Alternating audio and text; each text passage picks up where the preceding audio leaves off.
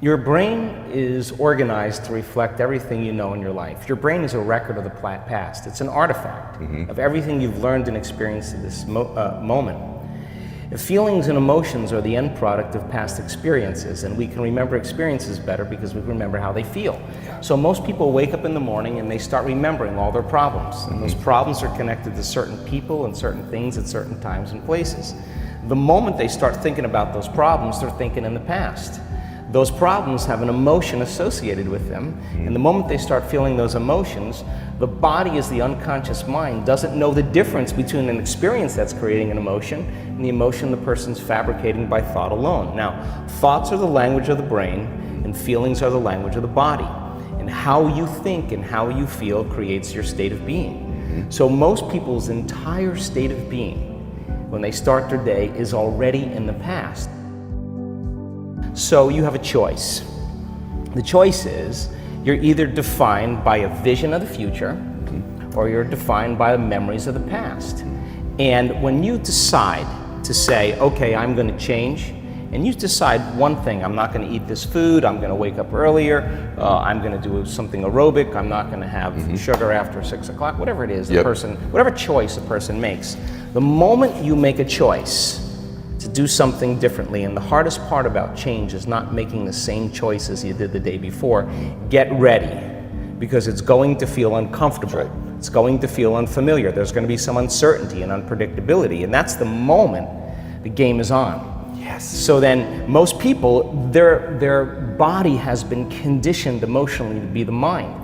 So now the body says, wow, I'd rather hang on to my guilt than take a chance and possibility. I'd rather live in fear than trust in the unknown. So once the person feels uncomfortable, the body goes, whoa, wait a second, we're out of the program here, and body starts influencing the mind. That's right. So it says, start tomorrow, you'll never change, you don't have the money to do this, you're not good enough, your mother told you were this, your father's fault, it's your ex's fault, you know, all of the voices that come up. Now here's the deal, if you respond to those voices, those same thoughts as if they're true, by the way, they're always going on behind the scenes of your awareness, but now they're amplified because you're outside your comfort zone.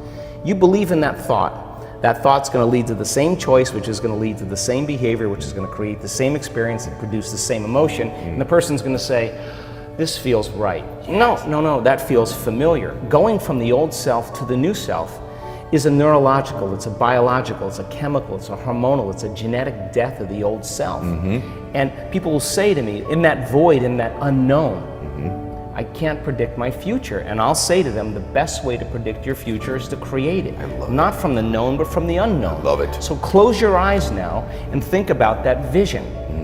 Once you start thinking about that vision of your future, you're activating the creative centers in your brain. And naturally, you begin to think about putting yourself in the scene.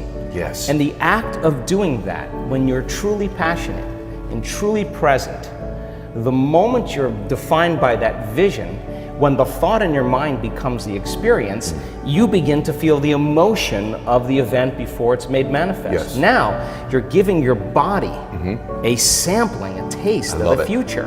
And now, if a thought and a feeling create a new state of being, you're combining a clear intention with an elevated emotion, and now you're beginning to change your biology, and you're seeing a whole new landscape that you could never see before because you're no longer viewing your future through the lens of the past. I love this. Now, this requires then something really specific, because most people will wait for their wealth to feel abundance. They'll wait for their success to feel empowered. They'll wait for their new relationship to feel loved. They'll get all these things when. Yes. So think about that. The absence of getting those things causes people to live in lack their entire life. That's right. And so they're waiting for something outside of them to change how they feel inside of them. And if they're not creating a new life, then they're not applying the proper principles, then they keep all their manifestations, all their dreams at arm's length. Well, think about this. If you get up feeling gratitude, if you get up feeling empowered, if you get up feeling whole, if you get up feeling unlimited, why would you worry about whether it was going to come or not? You would feel like it already happened.